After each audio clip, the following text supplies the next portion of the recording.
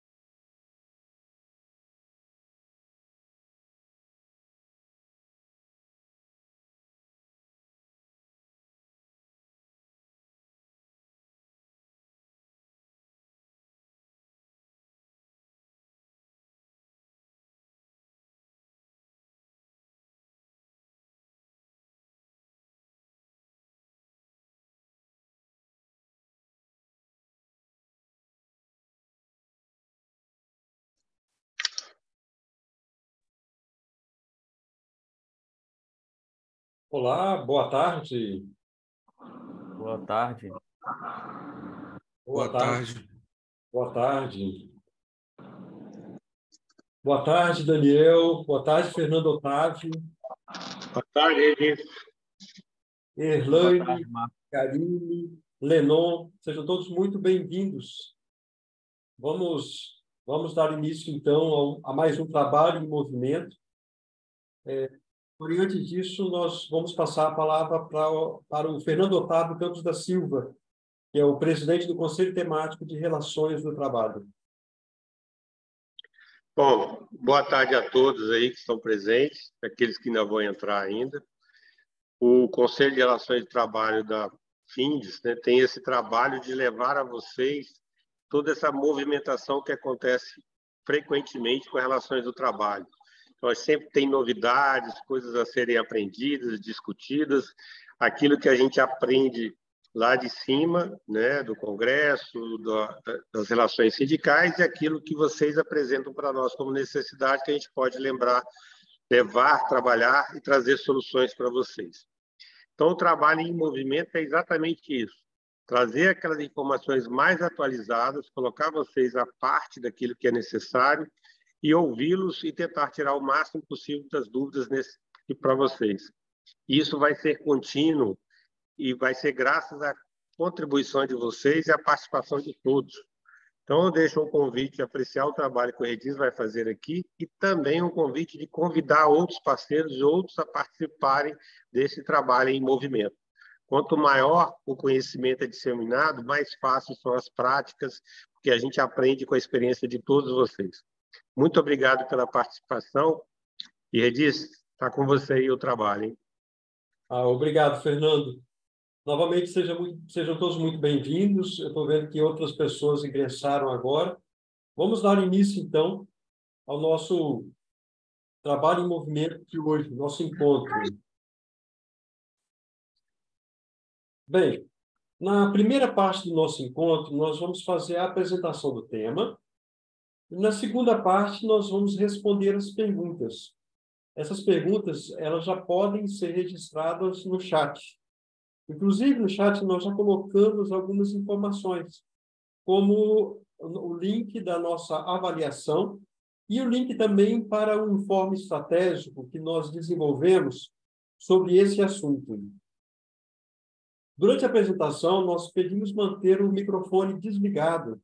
Esse encontro ele está sendo gravado e, posteriormente, ele será colocado no YouTube pela Findes.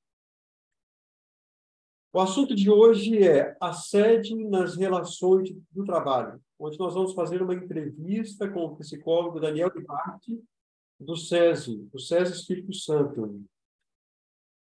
Esse encontro ele é uma iniciativa do Conselho Temático de Relações do Trabalho, da FINDES, o chamado Consult. Vamos apresentar agora o nosso entrevistado, que é o Daniel. Daniel, por gentileza, faça a sua apresentação. Boa tarde. Olá, boa tarde.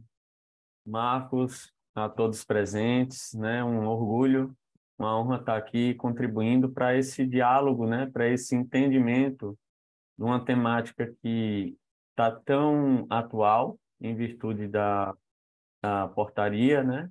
De algumas mudanças, né? Na legislação, mas que é um tema antigo, né? Desde que se começou a estudar sobre o trabalho, né? Esse tema já existe em outras nomenclaturas, né?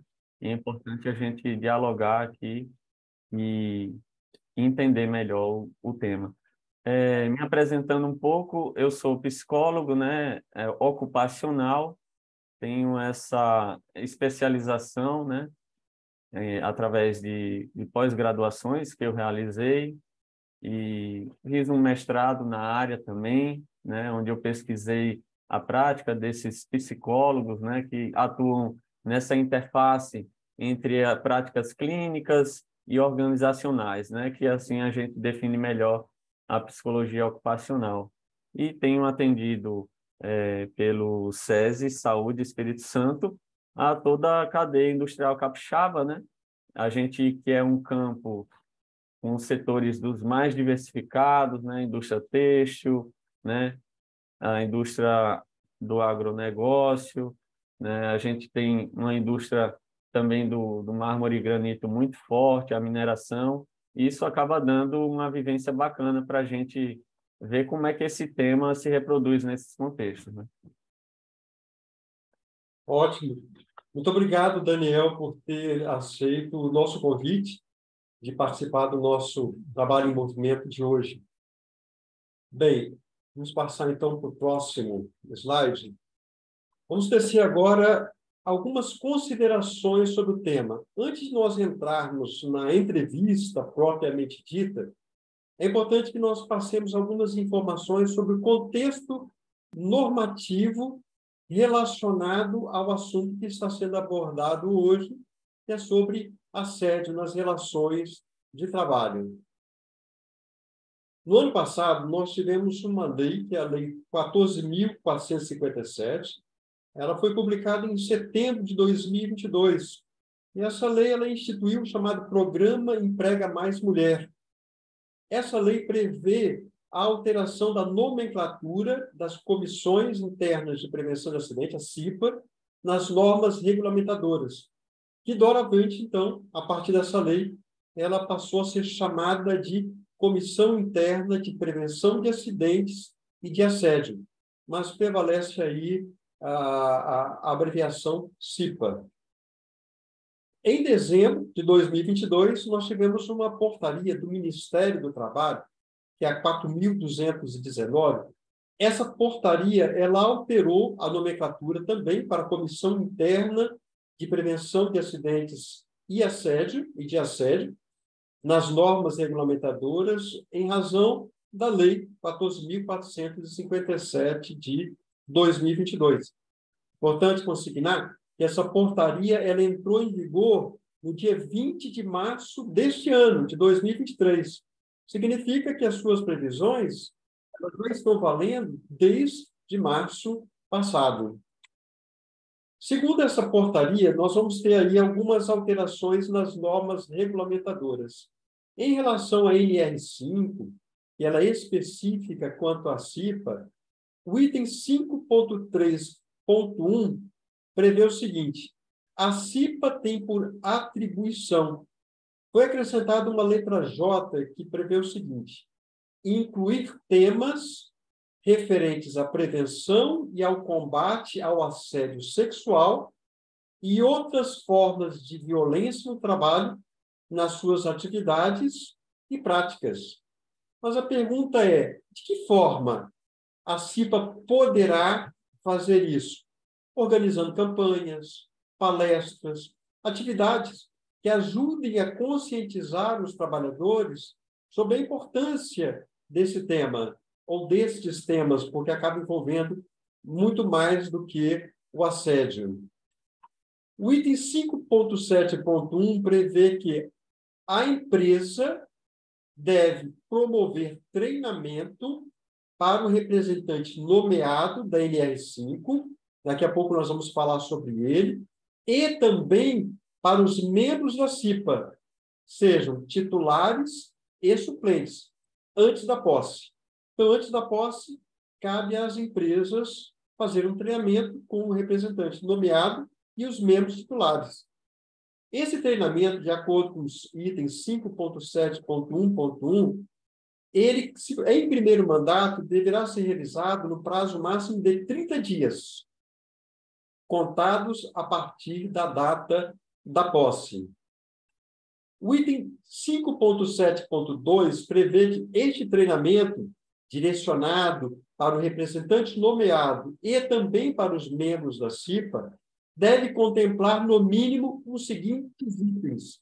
Aí aqui nós destacamos o item previsto na letra H, que tem relação com o tema do nosso encontro, que é prevenção e combate ao assédio sexual e a outras formas de violência no trabalho.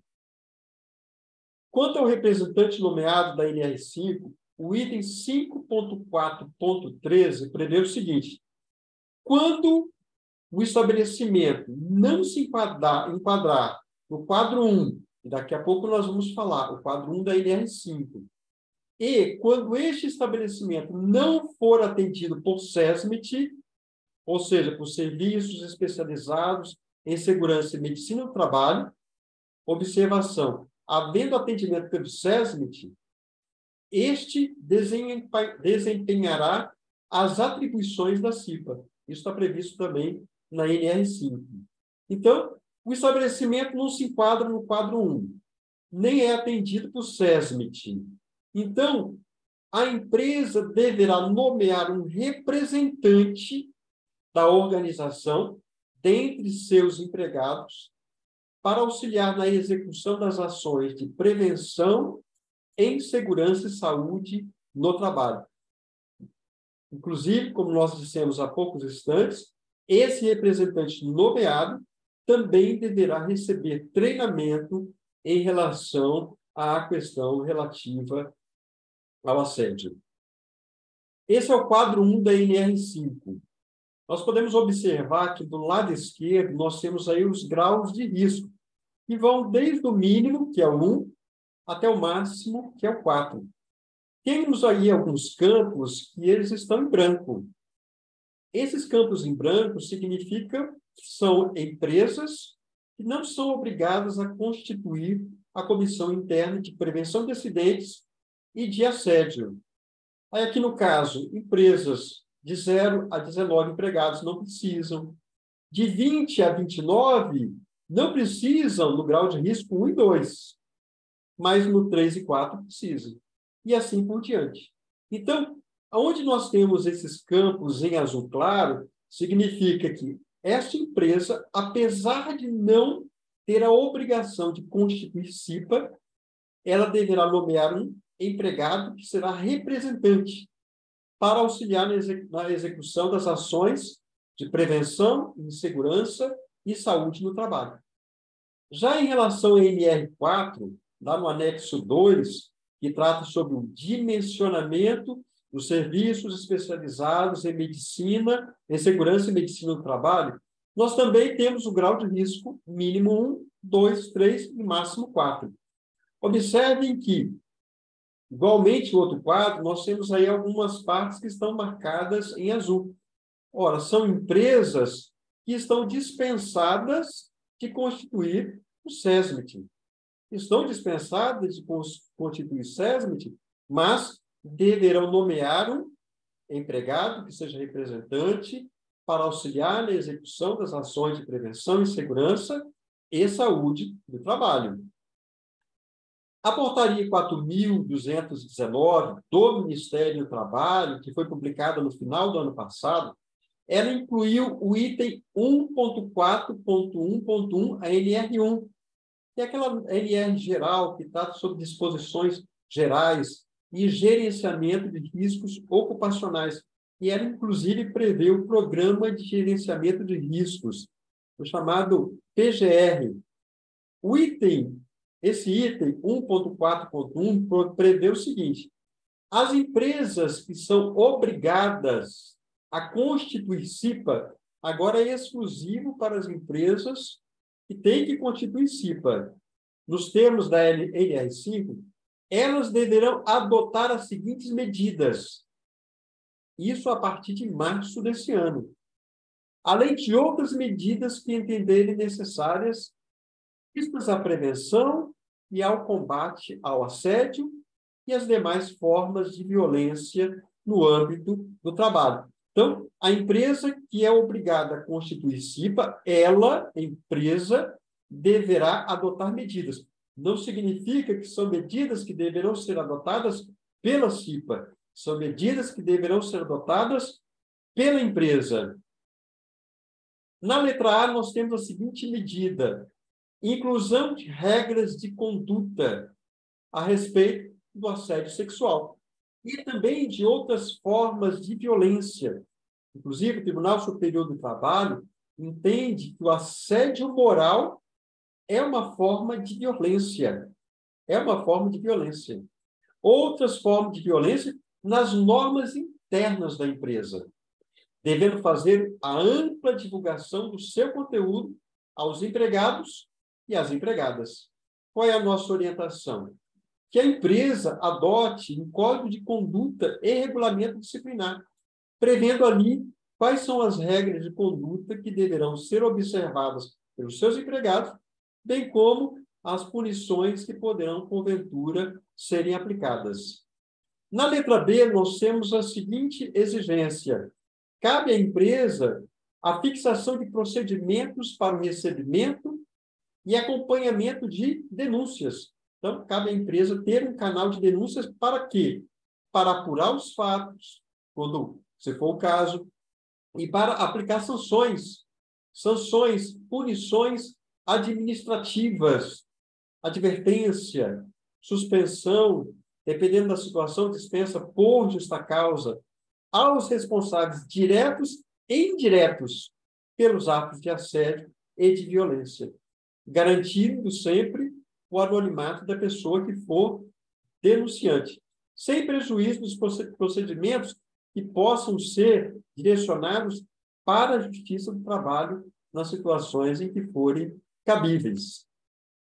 Cabe à empresa também realizar, no mínimo, a cada 12 meses, ações de capacitação, de orientação, sensibilização dos empregados e empregadas de todos os níveis, desde o gerente até o menor nível hierárquico da empresa, sobre temas relacionados à violência, ao assédio, igualdade, diversidade no âmbito do trabalho, que sejam em formatos acessíveis, em formatos apropriados e que apresentem máxima efetividade de tais ações, ou seja, que venha atingir de forma bastante importante os empregados em relação à importância de todos esses temas. Segundo o Tribunal Superior do Trabalho, o TST, no ano passado, ele lançou uma cartilha que prevê sobre assédio moral e sexual. Quanto ao assédio moral, nessa cartilha, inclusive, o TST coloca o assédio moral como uma forma de violência, ele diz que vai se distinguir do assédio sexual no seguinte sentido: assédio moral é quando ocorre a exposição de pessoas a situações que sejam humilhantes, situações que sejam constrangedoras no ambiente do trabalho, que ocorra de forma repetitiva, de forma prolongada no exercício de suas atividades. É uma conduta que traz danos à dignidade e à integridade do indivíduo.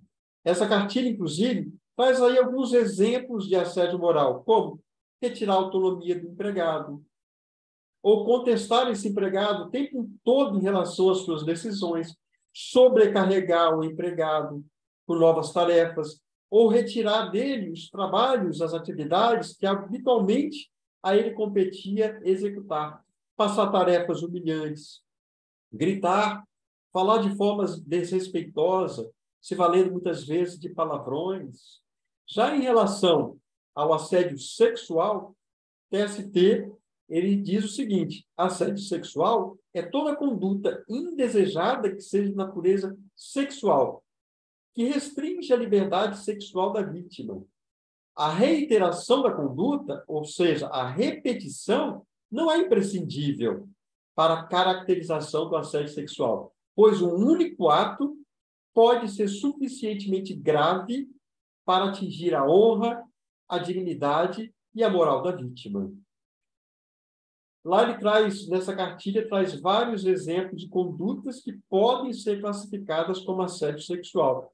Insinuações explícitas ou veladas de caráter sexual, gestos, palavras escritas ou faladas de duplo sentido, conversas indesejáveis sobre sexo, narração de piadas, contato físico não desejado, convites impertinentes, solicitação de favores sexuais e etc. Nós colocamos no chat, para mais informações, um link que vai direto nesse informe estratégico que trata sobre essas alterações nas normas regulamentadoras quanto à CIPA, que foram trazidas pela Lei 14.457 de 2022. Aí agora nós vamos para a entrevista com o nosso psicólogo, Daniel Libarte. Mais uma vez, sejam todos muito bem-vindos. Eu estou vendo, nós temos aí 20 pessoas participando. O que nós vamos combinar? Nós vamos fazer inicialmente algumas perguntas ao Daniel Libarte, que é psicólogo do SESI-ES, sobre esse assunto, e, posteriormente, nós vamos abrir para outras perguntas. Bem, Daniel, como nós podemos observar, as empresas devem buscar aí se estruturar, né? Por conta das alterações ocorridas nas normas regulamentadoras, em especial na NR5, que trata sobre Comissão Interna de Prevenção de Acidentes e de Assédio. E assim, eu pergunto para você o seguinte: como podemos identificar uma situação de assédio, Daniel? Marco, em primeiro lugar, elogiar a sua fala e dizer assim quanto assertivo você foi ao explicar também que as empresas que não constituem CIPA também têm uma responsabilidade, né? Porque é uma confusão de interpretação que eu tenho notado que está acontecendo, né? Como se essas alterações só impactassem nas empresas que têm CIPA, né? Então, foi muito assertiva a sua fala, muito importante. E, no segundo ponto, frisar a responsabilidade legal da empresa, né? A CIPA passa a ter uma agenda sobre isso, mas a empresa ela tem uma responsabilidade legal sobre essas providências, né? Não porque também tem havido essa interpretação um pouco enviesada, como se agora que a CIPA vai precisar fazer uma ouvidoria dos casos, seria isso? Então, essa interpretação é errônea, né? Então, foi bem assertiva a sua explanação, né, em colocar aí os pingos nos is. Agora, indo para a pergunta, né, como identificar, eu acho assim que, primeiramente, é muito importante a empresa já ter um programa em que ela possa contemplar, né, na sua análise, na sua pesquisa de clima, né, nas suas sondagens com os trabalhadores, esse tema, né? Porque ela coloca isso numa agenda de interesse da empresa, né? Então, esse é um primeiro ponto, né?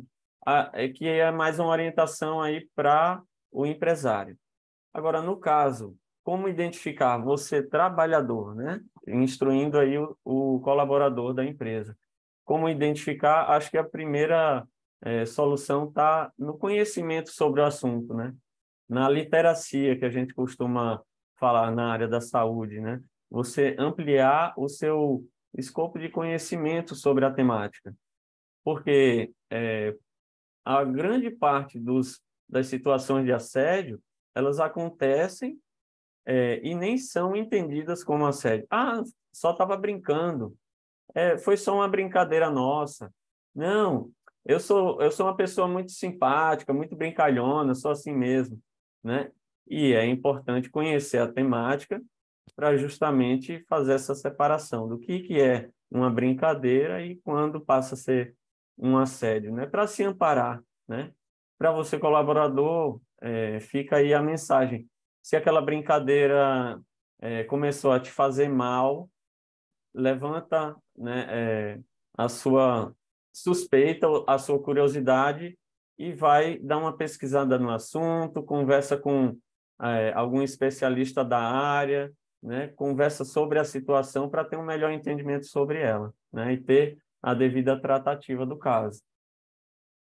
Por isso que é importante, Daniel, a empresa ela elaborar um código de conduta, né? Um código de conduta mostrando quais são as condutas esperadas por todos os empregados, inclusive, é claro, a chefia. Quer dizer, essa conduta ela deve englobar todos os trabalhadores daquela empresa, independentemente do nível hierárquico. E é claro que um canal de denúncias é sempre muito importante para se levantar os problemas. Uma questão que é muito importante também dentro do direito do trabalho é que se essa norma interna da empresa e não precisa ser homologada pelo Ministério do Trabalho, não tem a necessidade de ser homologada, basta que ela aplique, que ela crie essa norma e venha principalmente aplicar suas disposições. E uma questão que é importante é que não leve, que não tenha tratamento diferenciado entre os empregados na aplicação dessa norma. Quer dizer, a Exato. aplicação deve ser igual para todos os trabalhadores. A adoção de uma norma, ela passa a ser, ao meu ver, a primeira atividade assim mais materializada, né, em relação à prevenção ao assédio. Porque quando você não tem um código de conduta, né, um código de ética, você, na ausência de uma normativa, você expõe todo o grupo a situações conflituosas, porque você não sabe a que recorrer. Será que isso está errado? Será que isso está certo? Desde uma simples situação por exemplo, de receber um presente de um cliente, né, na empresa. Em geral, muitos códigos de conduta abordam esse assunto, né? Quando o convite pode ser um convite vexatório ou não, né? Quando o convite pode ser uma coisa que expõe aquele trabalhador a um risco ou não, né? E esse código também, assim, vai apresentar diversas orientações sobre assuntos possíveis a serem tratados, né? Política, jogo de futebol, assuntos técnicos, né? Fazer toda essa orientação, essa tratativa, né? Para poder amparar os colaboradores e automaticamente a empresa se resguarda dessas possíveis situações conflituosas. Inclusive, esse código de ética, ele acaba sendo fundamental para ele exatamente prever quais serão as punições que serão aplicáveis. Porque você não pode aplicar uma punição X para um empregado e, de repente, uma punição Y para outro, numa situação muito semelhante. Isso pode gerar uma situação de injustiça dentro da empresa. E qualquer situação de injustiça, ela gera muita insegurança no ambiente de trabalho. Bem, Daniel, eu estou curioso com o seguinte: nós vimos aí essas alterações normativas todas. Aí eu pergunto para você, que tipo de demandas estão surgindo, que estão aparecendo para você e para o pessoal do SESI em relação a esse assunto? É um grande impacto, né? Eu acho que primeiro, é até um choque cultural, né?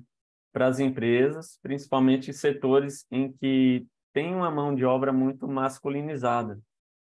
Com a instituição do programa Emprega Mais Mulheres, em alguns setores produtivos, causou realmente uma empregabilidade forçada, né, do público feminino, né, em cumprimento à lei, mas não são todos os ambientes de trabalho, né, as áreas operacionais que foram devidamente preparadas para lidar com essas diferenças, né, de gênero, né, de comportamento. Então, no setor da mineração, principalmente, né, tem sido bastante conflituoso, porque era necessário fazer uma preparação, tem sido necessário, né, fazer uma preparação melhor nos canteiros de obra, né, com capacitação, com campanhas educativas, para poder ajudar essa mudança cultural, né? A gente já sabe que mudar a cultura não é algo simples, né? É uma questão de uma complexidade elevada. E aí, se você tinha vamos supor, uma frente de trabalho com 150 pessoas, né? E dessas 150, somente 8 eram mulheres e que ficavam no setor administrativo, né? Se você joga ali 30%, 40% de mão de obra feminina, é um impacto enorme. E é possível se fazer isso, sim. É importante buscar essa mudança. Já tem diversas pesquisas mostrando que essa essa mudança é necessária, né? Em virtude da disponibilidade de mão de obra. Mas é necessário também fazer uma série de capacitações, de ambientações para diminuir os conflitos, principalmente no âmbito do assédio sexual, né? Porque hoje o cenário é que, assim, você tem ali algumas pesquisas indicando que metade das situações de assédio sexual sequer são relatadas, são levadas à frente, né? E a gente teve aí um aumento gigantesco, né, dos casos de assédio no trabalho, principalmente nessa época da pandemia. Aí eu vou falar também de uma outra demanda que tem sido bem prevalecente, é que com a pandemia a gente digitalizou muito a nossa conversa, né? A gente está aqui num momento supernatural, né, numa videoconferência, quando há anos atrás isso era uma coisa excepcional, né, no trabalho. Só que, de todavia, como a gente digitalizou essa interação e essa comunicação, né, de uma forma muito maior, a gente passou a ter muito mais evidência, muito mais registro, né, daquilo que você fala, daquilo que se digita, ou de um horário de trabalho ou de descanso perturbado, né? Então, também houve uma disparada nos casos de assédio virtual, sejam eles de natureza moral ou de natureza sexual também, né? Bem, você inclusive falou sobre a necessidade e importância de campanhas educativas. Isso pode ser fundamental exatamente naquelas empresas onde existe uma quantidade grande de casos que vem acontecendo.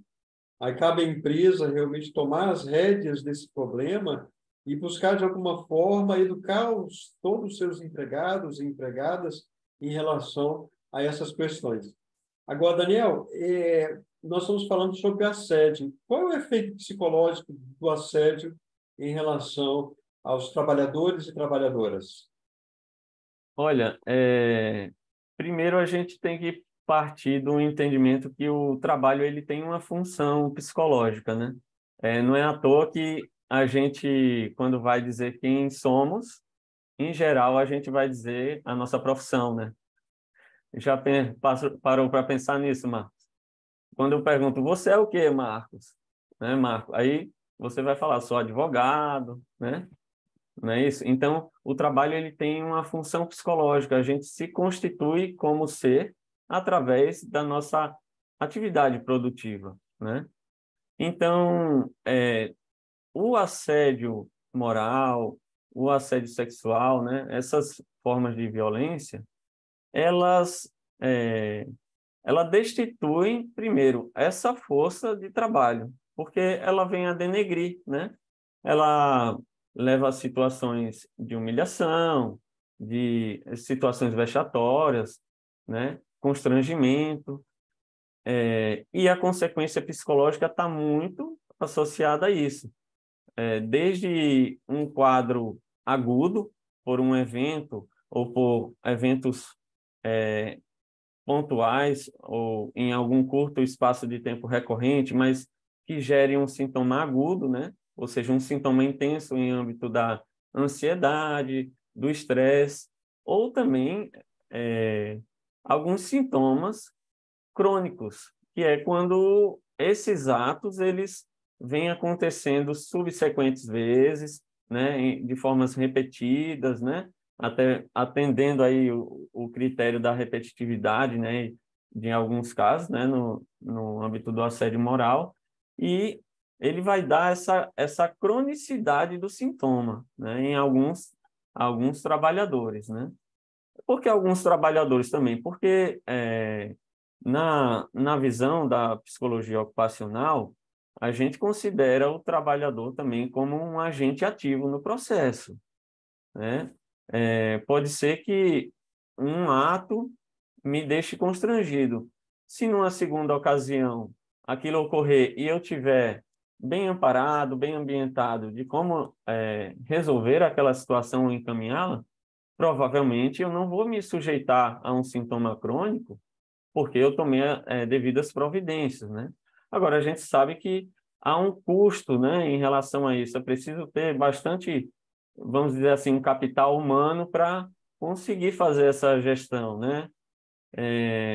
Em geral, né, digamos assim, a massa trabalhadora muitas vezes vai ter que lidar com situações ou tem lidado com situações de assédio e não sabe o que fazer, né? Porque também existe todo um temor pela perda do emprego, né? Isso é natural.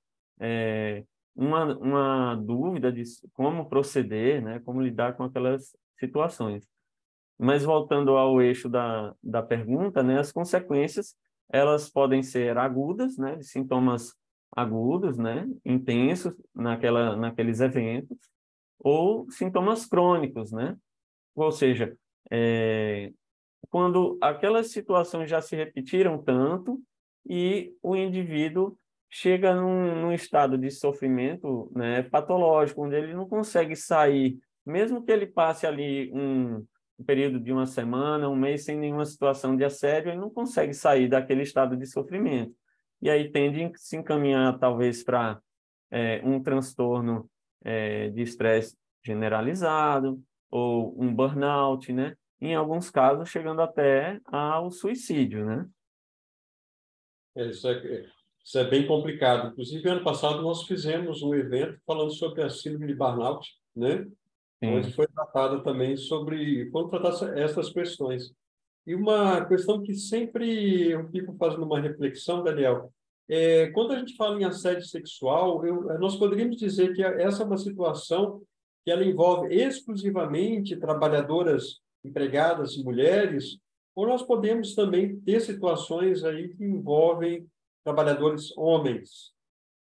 Não, justamente essa temática, né, esse processo do assédio sexual, ele envolve homens e envolve mulheres. Envolve situações do homem assediando a mulher, da mulher assediando o homem, ou também situações da mulher assediando uma outra mulher, né, um homem assediando outro homem, mas estatisticamente a gente tem já aí dados mostrando que a maioria das situações elas estão nesse âmbito do homem assediando a mulher, né? Mas não é não é um processo exclusivo desse assédio homem para com a mulher, né? Mas que a maioria dos casos vem afetando as mulheres por uma questão de estatística, isso sim, né? Eu não sei se você teria informação a respeito do que eu vou lhe perguntar agora, Pois mas não. as empresas que estiverem agora nos ouvindo, que viram aí que tem providências, né, aquelas empresas que são obrigadas a constituir CIPA, elas já observaram aí que tem algumas providências que deverão adotar, que na verdade já deveriam estar adotando desde de março. Essas empresas, de alguma forma, elas poderiam procurar o SESI-S para buscar que tipo de serviço? Joia. Marco, o SESI Espírito Santo, ele reestruturou um portfólio, né? E esse portfólio novo, ele vem atendendo a todas essas mudanças, né?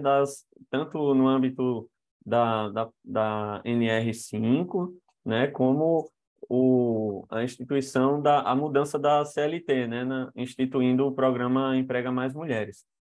Tanto de assessorar a empresa, né? Como fazer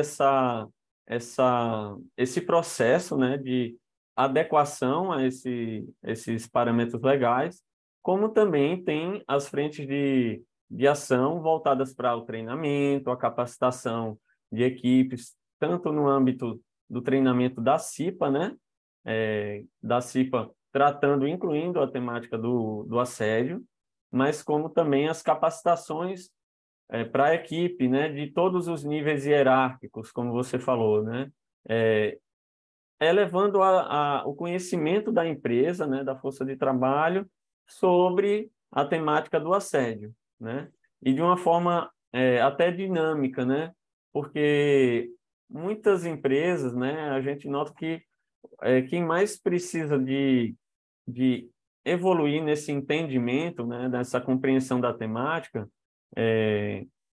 a gente vê das duas pontas, né? Tanto o operacional, onde a gente se utiliza bastante de dinâmica, né? Uma palestra mais envolvente, assim, para realmente assim trabalhar com métodos mais andragógicos, que facilite o conhecimento, né, do operacional, como também apresentações mais formais, onde você vai amparar um pouco mais as equipes técnicas, né, dos RHs das empresas, do SESMIT, né, algumas empresas que já têm um setor jurídico, né, um compliance, a gente também tem essa linha de ação a nível de capacitação para esse público. Ah, perfeito, Daniel. Vamos abrir agora para outras perguntas. Quem quiser fazer alguma pergunta ao Daniel sobre esse tema, deixa eu verificar aqui no chat. No chat nós não temos nenhuma pergunta, mas nós deixamos em aberto as pessoas que quiserem fazer alguma pergunta para o Daniel. É só pode abrir o microfone e fazer a pergunta diretamente a ele. Daniel Libardi, que é psicólogo do SESI-ES.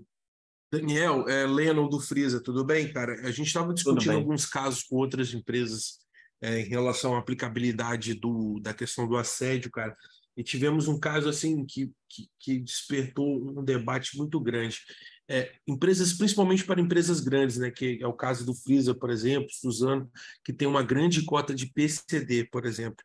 A gente tem incidência de casos de assédio entre os PCDs e com PCDs de pessoas e aí, o que a gente faz nesse caso? Porque a gente tem que respeitar a questão da norma, da média, aí, de repente, registrar. Ficou muita dúvida de todo mundo que a gente estava debatendo isso. Inclusive, foi no prédio do FINDES, quando a gente estava fazendo uma negociação coletiva do sindicato do Sindifrios, e a gente estava debatendo esse tema, falando exatamente sobre isso. O que a gente faz, principalmente porque já tange uma regra especial sobre outra regra especial. A gente dá a preferência à questão do assédio, a gente abre mão e afasta, por exemplo, até a questão da média. Geralmente eu só vou fazer uma troca de funcionários de PCD quando eu estou acima da média. Aí eu falo, não, nesse caso eu vou afastar porque eu vou aplicar a questão do assédio. Entendi. Primeiro, né, é fundamental que essa inclusão, né, do PCD seja uma inclusão funcional e produtiva, né? As empresas que incluem para cumprir cota, geralmente também elas estão mais sujeitas a ter esse choque, né? O PCD vir ao local de trabalho e algumas coisas não estarem tão adaptadas a ele. E eu falo adaptação não a nível só ergonômico ou mobiliário, né, do instrumental de trabalho, mas a adaptação das pessoas para lidar com aquelas necessidades específicas, né?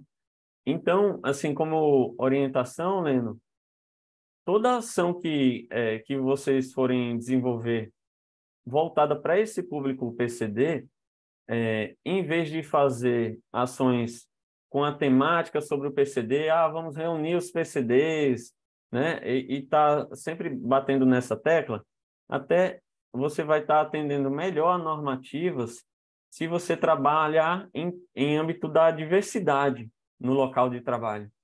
Porque a gente tem diversidades étnicas, diversidades de gênero, diversidades etárias, né?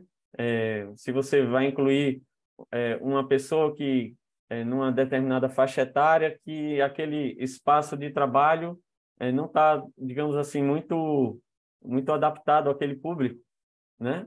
Assim como também aquele estagiário que está novo, entrando numa equipe super experiente, né? Ele não pode ser estigmatizado.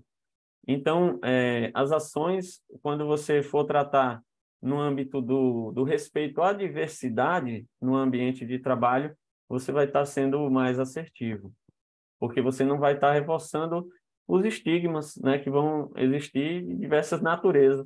E assim também na diferença ali de gênero, mulher, né? O público mulher sendo inserido num ambiente que é muito masculinizado. Então, você pode incluir todas essas pautas num único momento, né? Perfeito. Obrigado, Daniel. Mais alguma pergunta, Lenon? Satisfeito aqui, obrigado. Obrigado a você por ter perguntado. Alguém mais gostaria de fazer alguma pergunta para o psicólogo Daniel Libarte sobre esse tema que nós estamos tratando, um tema tão importante?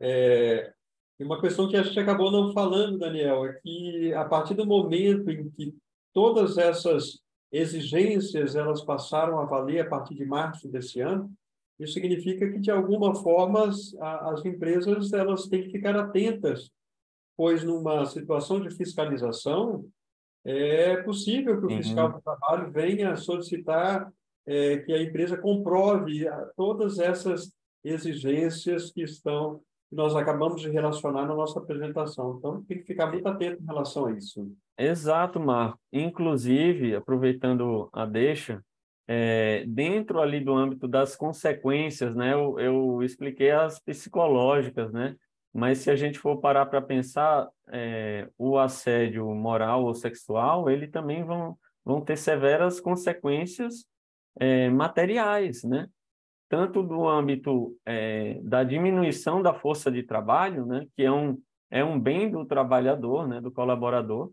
né, que uma vez ele sendo assediado, né, e havendo consequências, então logo ele reduz essa força de trabalho e é uma perda patrimonial para ele até, né? E as consequências criminais e indenizatórias, né, relativas ao ato do assédio, né? E que a gente não consegue ter até assim, qual a média? Quanto se paga uma indenização por assédio moral, né? Isso vai depender da natureza do evento, do porte da empresa, do salário do colaborador, de uma série de questões, né? Você sabe muito bem que podem levar aí a cifras milionárias. Vamos pegar um caso assim emblemático dessa semana, né? Vini Júnior, né? O jogador brasileiro que está lá no Real Madrid. Querendo ou não, ali está configurado um ato de assédio moral enquanto ele está trabalhando, né? Então, se o Vini Júnior entrasse com um processo dessa natureza, quanto seria uma indenização por esse assédio moral, né? Certamente uma bolada, né? Então, é preciso se observar, né, e estar bem atento a esse risco, né, jurídico que você vai ver, às vezes, investir numa ação educativa, você vai estar tendo um custo evitado muito maior, né? É verdade, Daniel, é verdade. Tudo isso é muito importante as empresas elas terem conhecimento e consciência e trabalhar de forma preventiva para evitar esses problemas, né? Que Exato. Eu acabam acho sendo que muito ruins dentro da empresa, esse tipo de acontecimento. Ele acaba gerando situações que os empregados e as empregadas, de uma forma geral, acabam ficando assim, acabam desestimulando, gerando conflitos. Então, temos que trabalhar tudo isso para não deixar chegar a esse ponto. Nós teríamos mais alguma pergunta que vocês gostariam de fazer para o Daniel Libarte? Boa tarde. Boa tarde, boa tarde.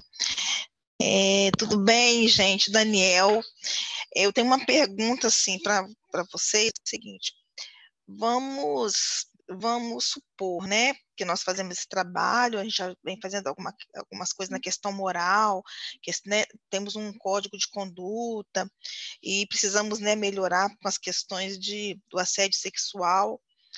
E a gente, assim, faz um trabalho de conscientização com as pessoas, ok? Aí imagina que um colaborador faz, né, comete um assédio contra o outro, né? Então, moralmente, falar algo que desagrada o outro colega e, em algum momento, normalmente, quando o colaborador ele chega até os recursos humanos, ele já se repetiu, né? Normalmente já se repetiu. Quando ele chega, já se repetiu. E aí, quando aí você, qual é a ação? Né? Então, já tem o trabalho realizado, tem o trabalho de conscientização, e mesmo assim, no parte nem da gestão, parte do seu par, né? Vamos botar parte dos pares. Como que você acha, assim, qual é a sugestão de vocês? O que devemos fazer? É importante que esse código de conduta ética ele também tenha clareza das sanções, das consequências mediante os atos que podem ser cometidos pelos trabalhadores, né? É claro que ele não vai dar conta de especificidades, né? Mas ele pode incluir algumas pautas que têm respeito à gestão de consequências, né? Sobre os atos dos trabalhadores toda vez que venha ferir o Código de Conduta. Em alguns casos, dependendo da natureza do evento, ele pode respaldar uma demissão, né? Ele pode respaldar uma justa causa. E tudo isso vai ser definido junto à gestão da empresa e os seus setores, né? Se a empresa, por exemplo, tem uma ouvidoria, né? Ela vai ter também um escopo de tratativa dos casos, né? De seleção dos casos, de interpretação dos casos e resolução desses casos. Sonimara, eu tive que fechar o seu microfone que estava gerando eco. Você teria mais alguma pergunta a fazer, Sonimara? Não, obrigado. Estou satisfeita, gente. Desculpa aí pelo eco. Não tem problema não. Eu só pensei porque estava gerando eco, estava prejudicando nós ouvirmos o Daniel. Mas muito obrigado, Sonimara.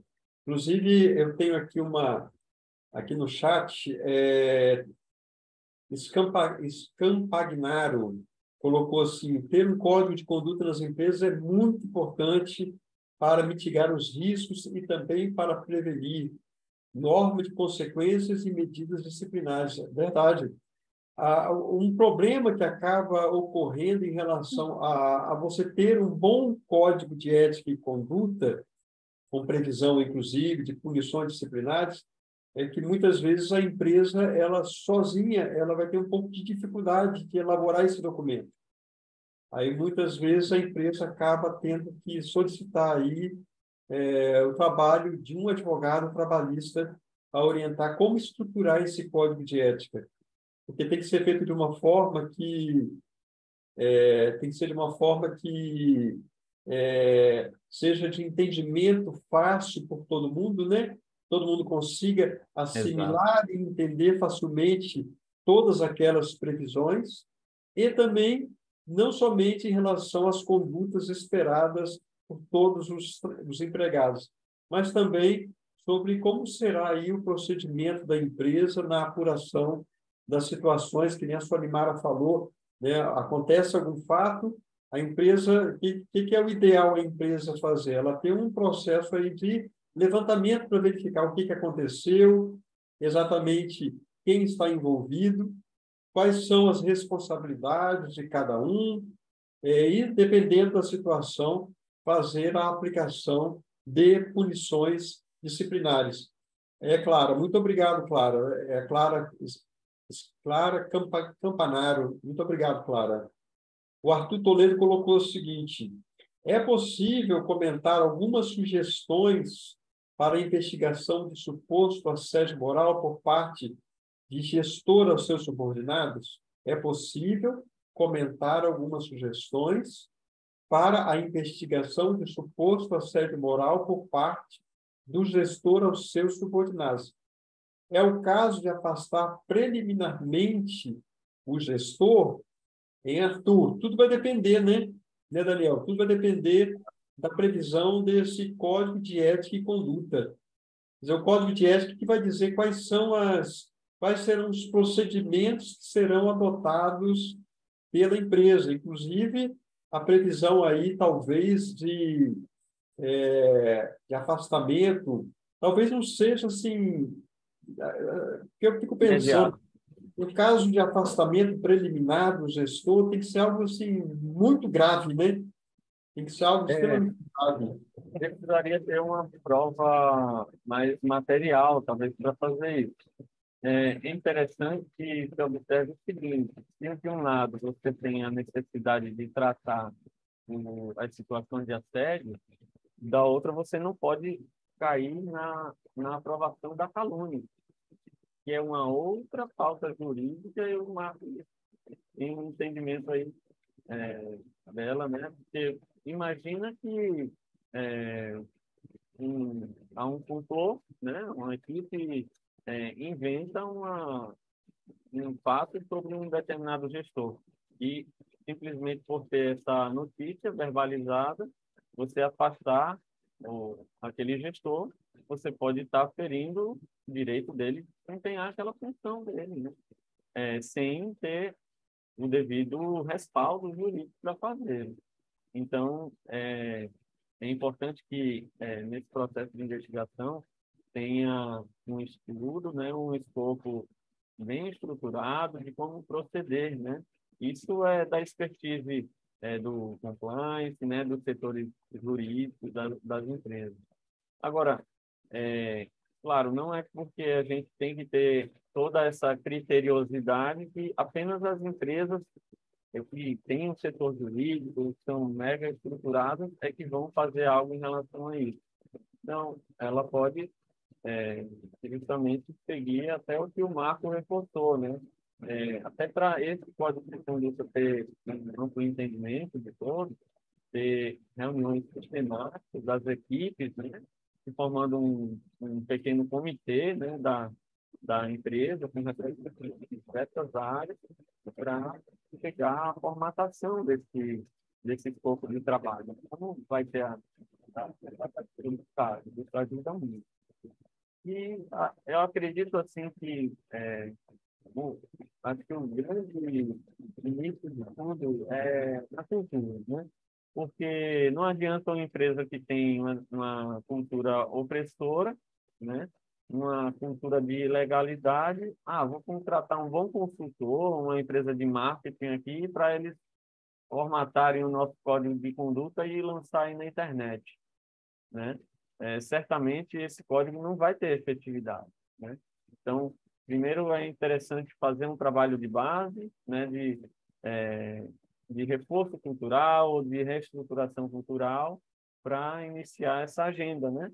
Que passa ali pela criação do código de ética e conduta, a criação do canal onde esses casos vão ser ouvidos e tratados, a capacitação, e aí você vai elevando esse capital humano, né? E vai prevenindo as situações de assédio, porque cada colaborador vai ser um agente de prevenção, né?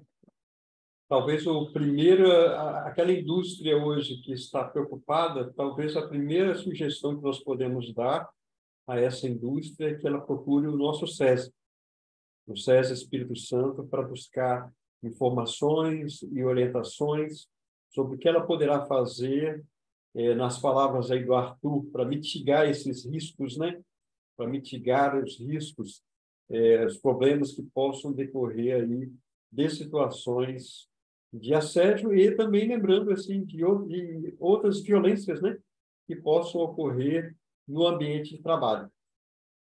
Nós estamos chegando às 17h57, estamos chegando no final do nosso encontro, porque nosso encontro, normalmente, a duração dele é de 1 hora.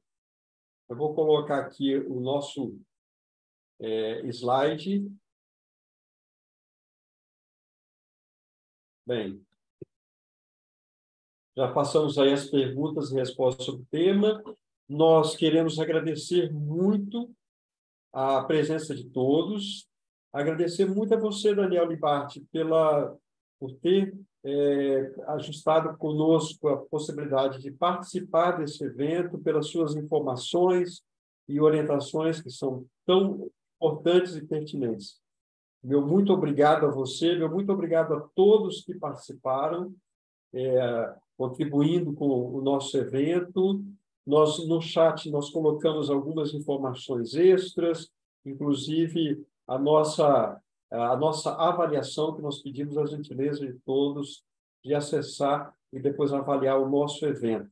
Inclusive, um link aí de acesso aos canais de divulgação dos informes estratégicos do Conselho Temático de Relações do Trabalho da FIS. Daniel, eu coloco à sua disposição para as suas palavras finais. Marco, sem palavras, realmente assim, é sempre uma honra poder contribuir com o seu trabalho, né, no Consurte e a toda a federação, né, e toda a cadeia produtiva, né, dos nossos clientes industriais. E deixar essa mensagem, né, que a gente possa sair daqui um pouco mais ambientado, né, na temática, nos aspectos legais também, sendo o agente multiplicador, né, de uma cultura mais pacífica, né, uma cultura de maior respeito na corporação, porque eu acho que é uma necessidade assim com gente, né, eu acho que não vai sobreviver no mundo dos negócios, né, no mercado, depois que não tiver em conformidade com todo esse aparato legal, né? Porque, sobretudo, isso fala sobre uma boa convivência, né? Sobre bem-estar. Meu muito obrigado, Daniel. Obrigado a todos. Eu vou deixar o nosso link aberto por mais alguns minutos para quem quiser ter acesso às informações que nós colocamos no chat. Uma ótima tarde a todos e até o próximo Trabalho em Movimento. Muito obrigado.